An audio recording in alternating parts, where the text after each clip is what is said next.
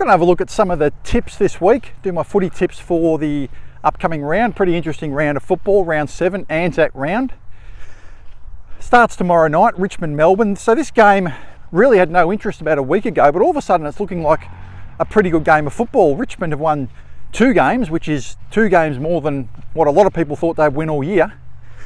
Melbourne won their first game last week in an upset and kicked over 100 points for the first time all year, and it's the first time they've even looked like kicking over 100 points. Before that, they'd only kicked, only scored an average of about 50 to 60 points, and they weren't looking like they could score at all. They played a much more attacking brand of football, and yet the bookmakers have Melbourne as a 24-point favourite, which I think is too much for a team that just hasn't been able to score all year, notwithstanding the positive game they played last week. And I think people are underestimating some of Richmond's younger players as well. I think people look at Richmond's team on paper and think, well, who are these guys? They're nobodies. But a couple of their players, like Seth Campbell and Tom Brown, and people would look at that and say, who are they? According to Champion Data, they're two of the 5 most improved players in the AFL. So they're quietly building together, a pretty good team. They beat Gold Coast last week, who were 7-goal favourite against them. So they're a sneaky chance. I think this is going to be really, really close. I'm going to pick Melbourne just because they've got a little bit more quality. But I think Melbourne by 8 points. I wouldn't be writing off the Tigers at all. As an Essendon supporter, I kind of hope that Richmond win because we'll help our draft position. We've got Melbourne's first draft pick, but we'll see how that goes. I think Melbourne just in a close one.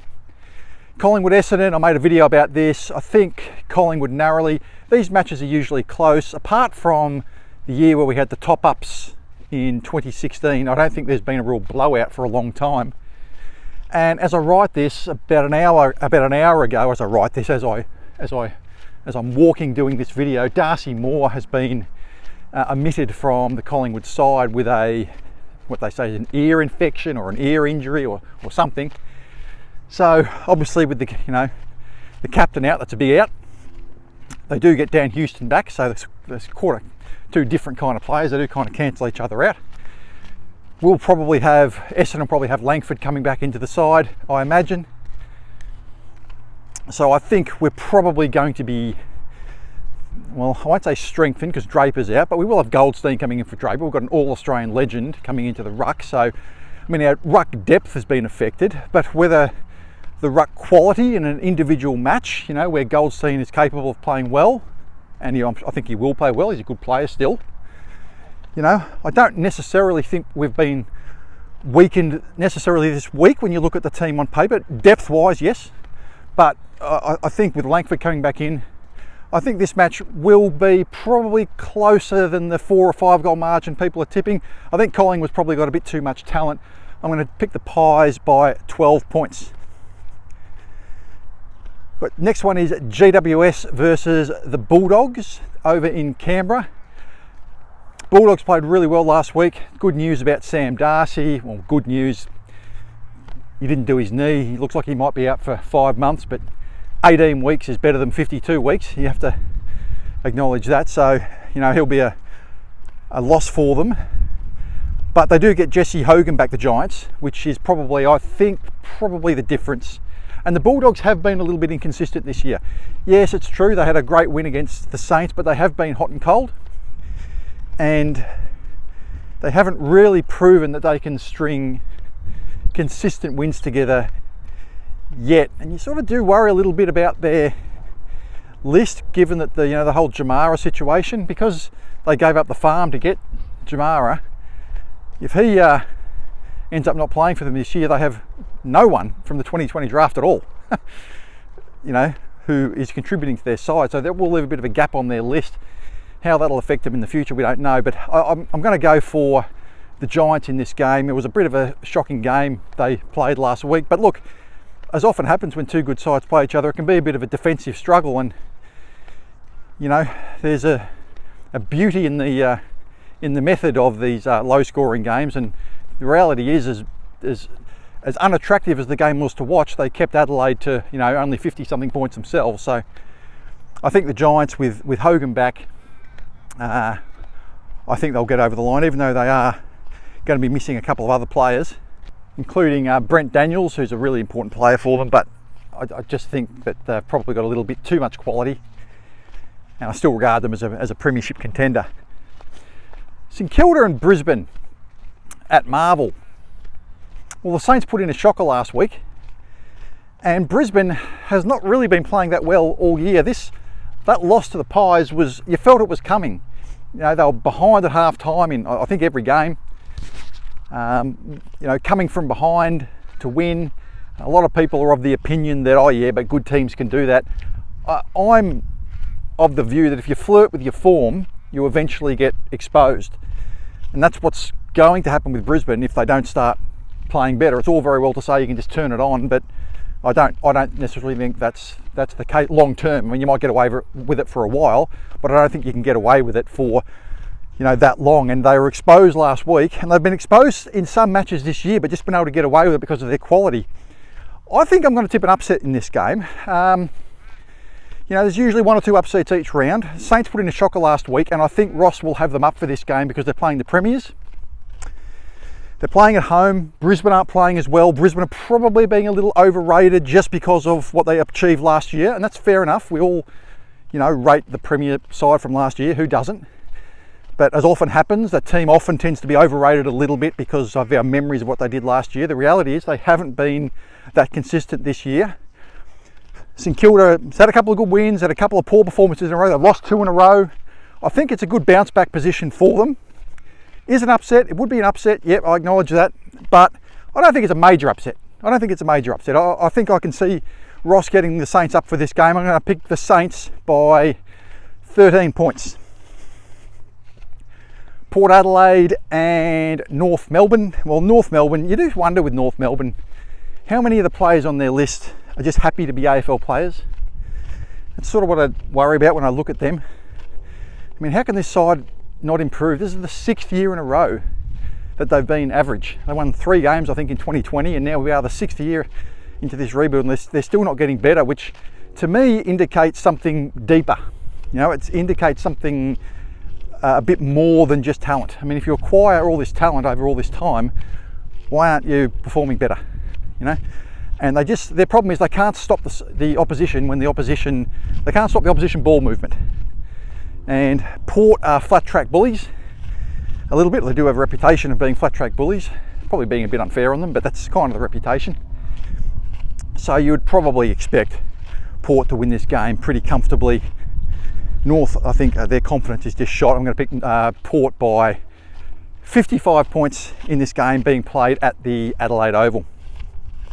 Fremantle and Adelaide, I skipped over that one earlier. That is being played on Anzac Day night, 10 past 8 Eastern time, a bit earlier in Perth. This looks like a really good game. Adelaide probably the better side this year on paper, but the home ground advantage kind of evens it out. Yeah, I'm really split on this one. The bookies have this one that they can't split.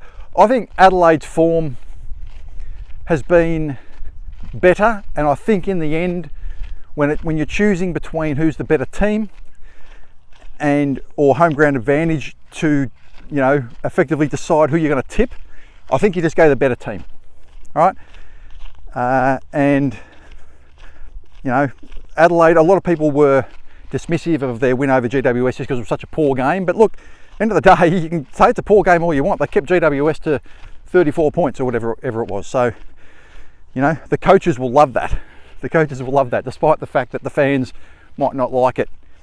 And I think Fremantle have been a little bit inconsistent. I do rate Fremantle. I think this will be a good game, but I'm going to tip Adelaide in a close one by 6 points. Gold Coast versus the Swans. The Swans just haven't been the same side since the middle of last year. People look at them as the team that made the grand final, but I'll just tell you a little number. Around the halfway point of last year, they were 12 wins, 1 loss, and had a percentage of around 150 or something. They were headed for one of the great home and away seasons. Well, for the remainder of the season, including the finals, they basically went 50-50 and had a percentage of less than 100 from their remaining 12 or 13 games.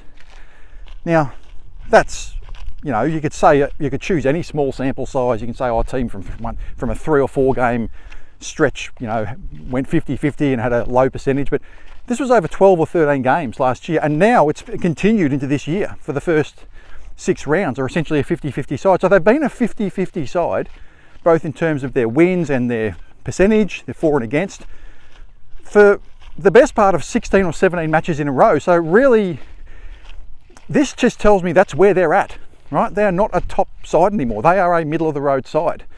They were, you know, last year and towards the end of last year, and they really just got into the grand final on the basis of a great individual performance from Isaac Heaney against the Giants in their first final, and a pretty soft opponent in the prelim against Port, and they sort of found themselves in the grand final, and then they got exposed, of course. So I think Gold Coast, who did put in a shocker last week against Richmond, I think Gold Coast will bounce back. Gold Coast have shown, I think, that they are a good side. They haven't played a lot, but that's not their fault. You can only play who you beat, and they've beaten everyone except Richmond. But look, you can't excuse that performance. But playing at home, remember, they basically, you know, were unbeatable at home last year until the very end of the season. So I'm going to give them the benefit of the doubt. I'm going to call a mulligan on them for their game against Richmond, and I'm going to tip the Suns by 20 points. Geelong and Carlton. This is a sneaky good game, this one. This is a sneaky good game. I know Carlton haven't beaten a lot, but their defensive profile does stack up. If you look at their defensive profile, it does stack up a little bit. And there is something to be said for having confidence boosting wins as well.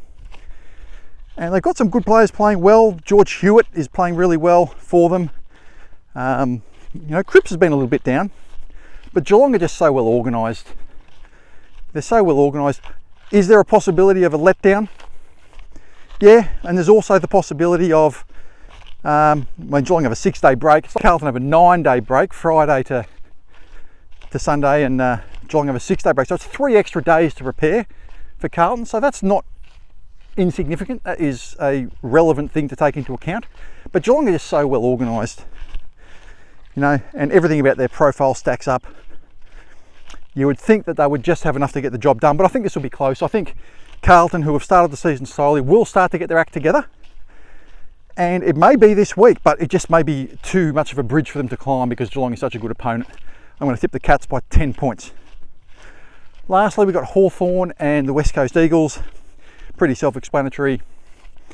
Look, West Coast probably are not going quite as badly as what people think. They took it up to the Bombers last week. They actually took it up to the Brisbane Lions. They led them at every change when they played them a few weeks ago. And, you know, McGovern and Kelly came back into the team last week. So, and Hawthorn's profile is not stacking up, to be honest. They are not playing at the premiership standard. And Sam Mitchell has basically been telling everybody this, and no one's been listening. He's saying, look, we need to improve a lot of the key metrics that the champion data looks like, and the statisticians look at. Hawthorn are not hitting those metrics at the moment, but they'll be too strong for West Coast. You just couldn't tip West Coast in this game, and Hawthorn does have a string of relatively, you know, good fixtures for them coming up in the next few weeks, and you'd think that they would get back on track this week. I'm going to tip them by 50 points. So there's my tips this week. Please leave a like and a subscribe if you like this channel. I tipped over 1,000 subscribers the other day. That was great. I'd like to keep all that going.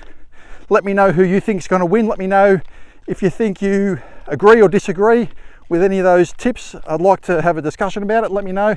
There's always an upset each round, so let me know who you think it's going to be. Look, it happens virtually every round. Do you think I'm right? Do you think St Kilda's a chance? I think they're a big chance. We'll see if I'm right or not. Have a great day, everybody, and I'll see you next time.